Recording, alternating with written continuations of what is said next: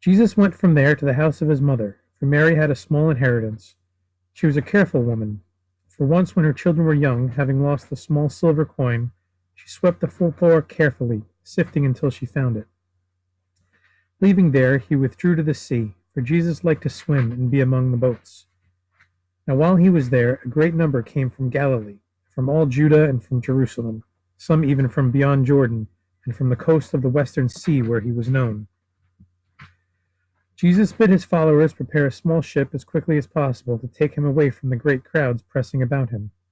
As he had cured so many who were afflicted, those still uncured tried to touch him, and there was a constant shoving and scuffling to get nearer.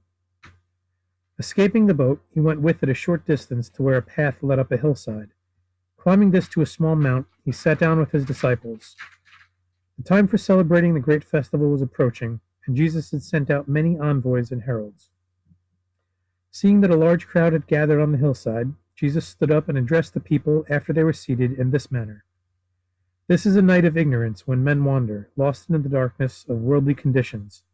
I am the light and hope of men. These are the people I support and accept, and this is the message I give to them. For I have come to unsheathe the sword of the Spirit among men, and to lead them forth to fight the battles of God. The sword is the Spirit, even as the body is the scabbard. Let your swords be bright and keen for the fray. Be stalwart and resolute, and the rule of God will surely sweep all wickedness and evil, all pain and distress, from the face of the earth. I accept the oppressed and dispirited, for they shall inherit glory in the kingdom of the Spirit. I accept those who grieve, for they should not be without a comforter. Is it not written, Let the words of God be an unquenchable light within you, for they will shorten your days of sorrow. I accept the disinherited, for they shall inherit the earth. Is it not written, The disinherited shall be joyful amid bounty and peace? I accept those who hunger after enlightenment, for they shall be satisfied. Is it not written, The pleasures of the food table sit heavily on the stomach, but wisdom fills the heart with satisfaction and content? I accept the compassionate, for they shall be compensated. Is it not written, He who has compassion builds a fountain of consolation for his time of need? I accept the pure-hearted, for their nature draws them closer to God. Is it not written, He whose hands and heart are clean receives the fullest measure of spirit power? I accept the peacemakers, for they are truly the heirs of God.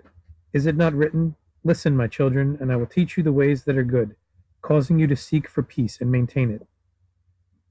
I accept those who suffer in the cause of mankind, for on them shall fall the mantle of glory in the kingdom of the Spirit. Is it not written, When they scorned and abused me, I was strengthened by the Spirit of God, and nothing can now dismay me. I accept those whose motives, when seeking to do good, are misunderstood, for their place in glory is established. Is it not written, Because they have reviled and slandered you, eternal glory will be granted? You whom I accept are the salt of the earth. But if the savor of the salt disappears, it is useless. A salt without any flavor would be good for nothing. So those without goodness in their hearts serve no purpose. As salt adds flavor to food, so do good men make life more acceptable. I am your light, but you are the light of the world. Therefore build a strong city set on a hill, for a light shining from a hilltop cannot be hidden. I have given you the light so it may be put to use. For men do not put a lighted candle under a grain basket, but in a candlestick where it can light up the room. Let your lights shine before men, so they see the path clearly. Join your lights together, so they combine to form an unquenchable flame. For while a candle is easily snuffed out, it takes many men to subdue a forest fire. Be stout-hearted and resolute, for the struggle will be grim. The foe is wily and well entrenched behind thick walls. Those who have lived with poverty and misery, maintaining a cheerful heart in tribulation, will arise to glory. Those who are broken serving the cause of God will receive a mantle of splendor. Those whose proper desires remain unfulfilled on earth will find fulfillment in heaven. Those who have cheerfully borne affliction or deformity will radiate strength, and those who die for the cause of justice and peace will inherit life in glory. I reject those who oppose the rule of God. I herald a reborn world, even as I was heralded. But while such as these encumber the earth, it will not be reborn. I assure you of this. Unless the world be reborn, it cannot know the rule of God. The upheaval of the labor pains will be great, for though many will say, "Speed the day," with their lips, in their hearts they will be saying, "The cost is too great, spare the coming." By their fruits shall they be known, and by their deeds shall they be judged. I reject the rich who live with their riches, or those who live beyond the bounds of moderation, for they shall be humbled in outer darkness. Is it not written, "Those in houses of comfort, where they sit at ease, listening to instruments of music, and sleep on soft beds of ivory, shall not survive"? I reject those who gorge themselves with refinements of food while others hunger, for they shall hunger in the kingdom of the Spirit. Is it not written, "They who serve God will be filled, but those who do not will want"? I reject those who scorn the way of wisdom, seeking vain pleasures which dull the spirit, for they shall be sorrowful in their proper place. Is it not written, "The spirit of those who serve God shall be joyful, but the spirits of those who reject him shall weep in sorrow and regret"? I reject the arrogant and selfish, and those mainly concerned with themselves, for they will be friendless in their place. Is it not written, "The things built of selfishness and false pride will be broken"? I reject the liars and deceivers, and their abode is a place of darkness. Is it not written, "The deceitful shall not know the presence of God"? I reject those who encourage ignorance, walking stiff-necked, their hearts an unopened book, for they shall not be enlightened. Is it not written, "Those who shower scorn on the words of others, and close their eyes to righteousness, shall not receive a righteous reward in their place"? I reject the fornicators and adulterers, and those who seek after lewd pleasures, for they shall go to a place of uncleanness. Is it not written, "Only they who are clean can come into the presence of God"? I reject those who in any way cause needless suffering, for they shall go to a place of pain. Is it not written, "He who causes distress, though it be done in secret, yet he is seen and will repay"? I reject the hypocrites and self-deceivers, for their loathsomeness will be properly purged. Is it not written, "Words not written in the heart should never issue from the mouth"? Woe to all who hear my words, but twist their meaning to suit their convenience. If a man says he is with me, but does not abide by my teachings, then he is a hypocrite. If he says, "But I live in circumstances where this does not apply," he is a liar. Far better that such as these say, "We are against you," for until they do, the world will not be reborn. I bring light to the threshing floor of life, where suffering and misfortune are the flails, tribulation and distress the winnowing fan, and the wisdom of God the winnowing shovel. Here the wheat is separated from the husks, the chaff is thrown out, and the good grains gathered up. I come to build a new temple, and if you say, "These are good teachings," and take them to your heart, but tomorrow revile your neighbor and deceive your kinfolk, you are an unstable brick. If the temple be built with such material, surely it will collapse, and those within will perish. Is it not better if it were never built? If you say, "But I am weak," then examine your defects and take the first step to stability. But examination is a waste of time unless leading to rectification. I call you to serve no mean cause, but to stand beside me and claim your inheritance. Those who dispute the claim are the ones I reject, and you must set your faces against them, even as I do. Come and inherit the incorruptible glory which is in heaven, even as flesh is on earth. The way is narrow and difficult, for no one who has not been tempted and tried can attain his reward. He that is near me is close to a blazing fire and may get burned, but he who withdraws from the heat withdraws from heaven. Some have said, "The yoke of the law sits heavy on our shoulders," but I tell you, I come not to lighten, but to increase the burden. Moses brought the law which says not to kill, but I say, any who releases anger on his brother without just cause shall not escape judgment. The law you have condemns adultery, but I tell you that if any man looks upon a woman with fornication in mind, he is no less guilty. For it is what a man thinks that will lead him to glory or decay. He who is pure in love does not defile his heart by looking at another woman with fornication in view. The law you have says, "No man shall put his wife aside unless he give her a bill of divorcement." But I tell you that whoever seeks to put his wife aside, except for adultery, or she is found unchaste, places her on the path of adultery, and is therefore not guiltless. What God has blended in spirit, let no man seek to sever. But those joined in body and not in spirit are not sanctified. The law you have says, "You shall not swear falsely or break an oath, though if you vow something to the service of God, the pledge must be kept."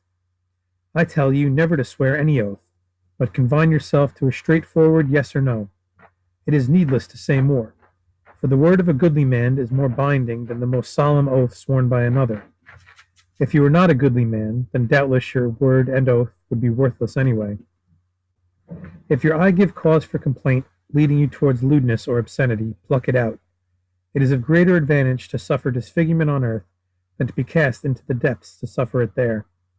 If your right hand give cause for complaint, cut it off.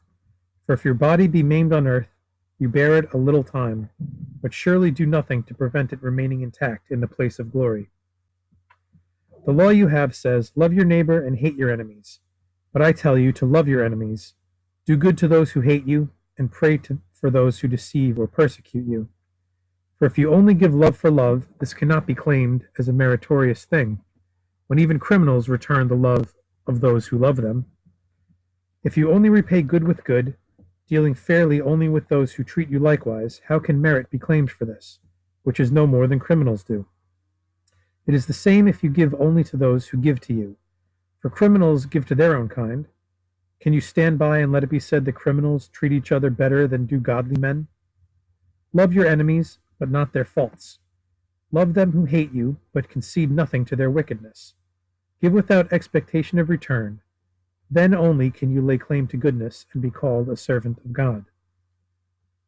I have not come to abolish the law or to change the teachings of the prophets, but to complete them, adding necessary clarification and interpreting them to the understanding of men. But the time has come to ask, when will they be put into practice? When will men bring God out of the temple and make him a participant in their daily lives? When will men carry these things in their hearts and stop paying them lip service?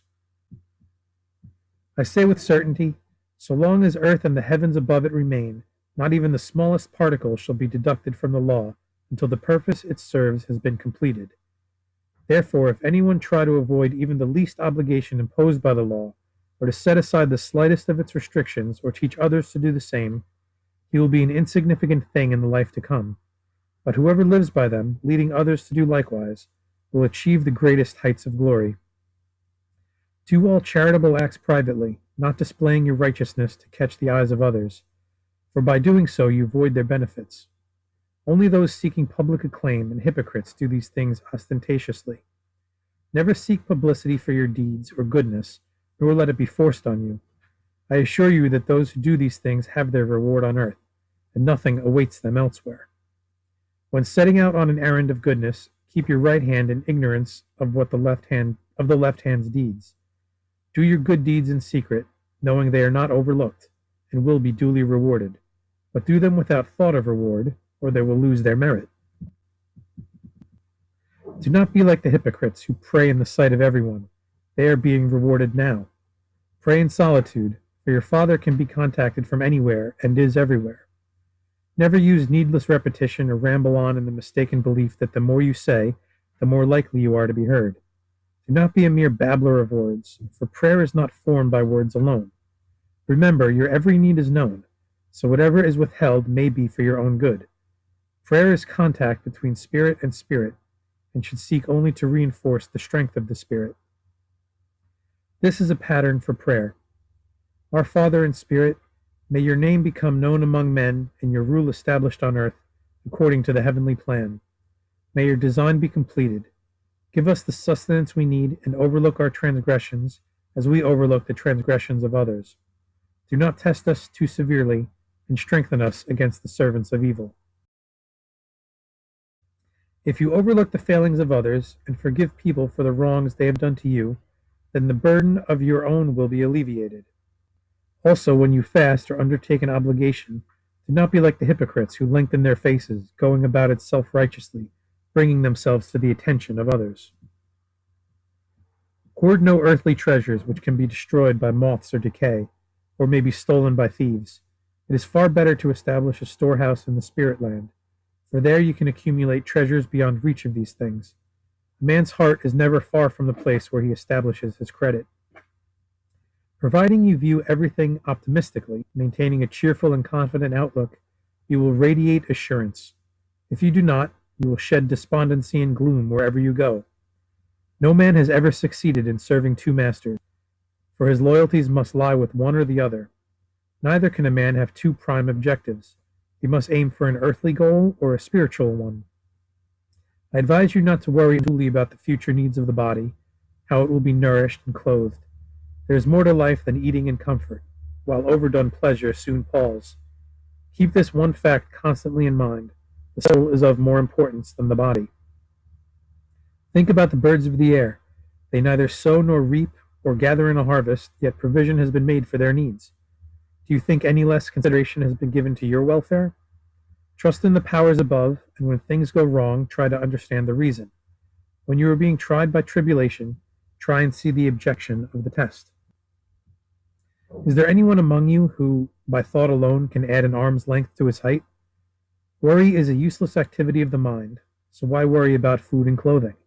Look how the wildflowers grow in the meadows. They do not toil or spin, yet Solomon in full regalia was not attired so attractively as one of these.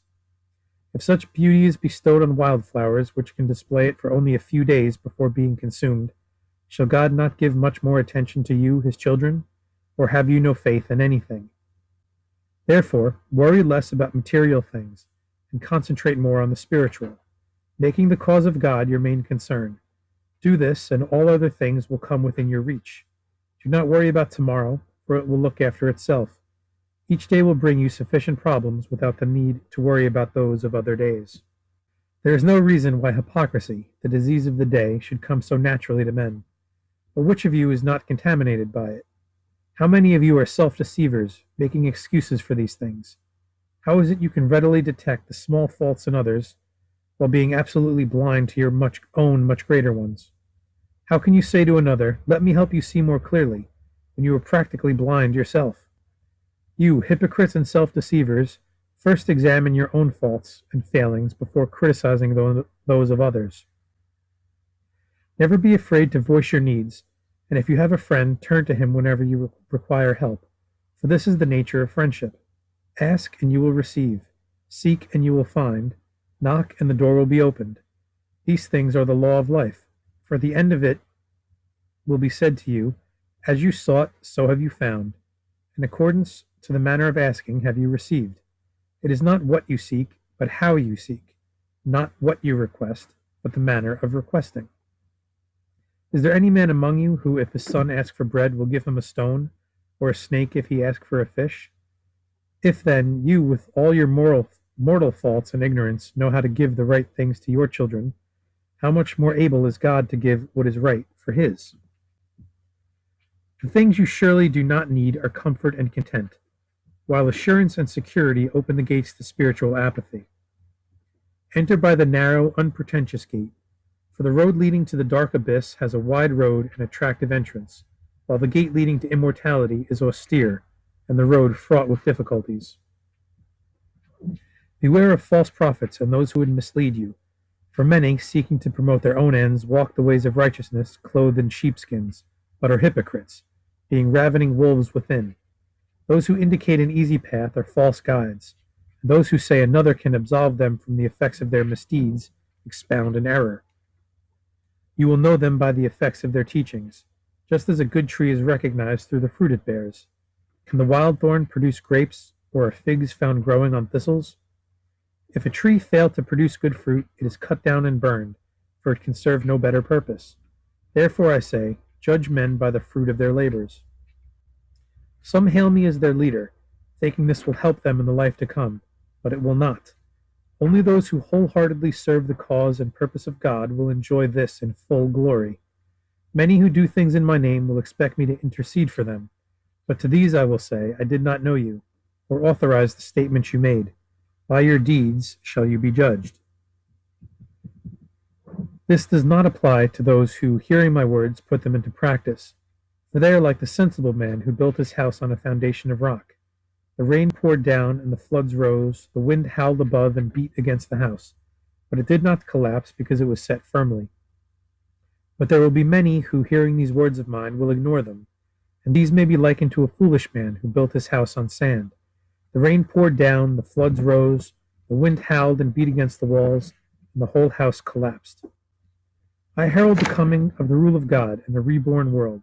I accept those who follow my way, and I will lead them into their kingdom. I reject all those who are against my way. I call upon men of good will to follow us, men who wholeheartedly desire the light and oppose the way of darkness. But the road may be long and beset by many foes. Yet have no fear of those who come with swords and fiery words. Their danger is apparent. Those who will be our undoing are the hypocrites and self-deceivers who pay lip service only and manipulate the words of the law to accord with their convenience. I tell you this, many will come, but few will be selected. Moses viewed the promised land only from Pisgah. Let this not be your fate. Face the difficulties ahead, overcome the evildoers who maintain the rule of evil, and claim your reward. The sword is drawn, but the battle has yet to be won. In the reborn world, the wolf shall lay down with the lamb, and the lion with the kid, and the little child shall play with them. Surely because of their goodness and goodwill, even the wild beasts will submit themselves to the will of those who participate in the rule of God. When Jesus finished speaking, a great assembly of people was silent, for unlike other teachers, he appeared inspired by divine authority. But within moments they were excitedly discussing the words amongst themselves. Then a disciple who stood beside Jesus shouted, "All who serve God, praise him! He has sent a true enlightener and a deliverer. He will himself reign over us through the Spirit which fills his Son. Heed these things, follow the way of Jesus, take up the cross of life, and the rule of God is at hand." There were many among the crowd who said, "Surely this is God's anointed, for whom we have long awaited. Now we will be delivered according to the promises of the prophets." Hearing the things said by the people among themselves, Jesus was saddened and said to Bartholomew, who stood near him, "Tomorrow they will revert to their old ways of life and permit evil to reign through hypocrites and self-deceivers. How can they be brought to understand that should God intervene to bring about the rule of God, earth and mankind will have failed him and be unworthy of his rule? Life's purpose is to produce shepherds, not sheep, but the life of the people are turned inwards upon themselves." It was now late in the day, but many people still lingered, and a disciple said to Jesus, "Sire, the crowd was very large, and many did not hear all your words. Could you not speak to these? For though hungry, they would rather listen to you." Jesus said, "My throat aches, but I have bread more satisfying than that which fills the stomach, and meat more satisfying than worldly meat. My supply is inexhaustible. I have multiplied this through you, so now you go among the people and provide what they need."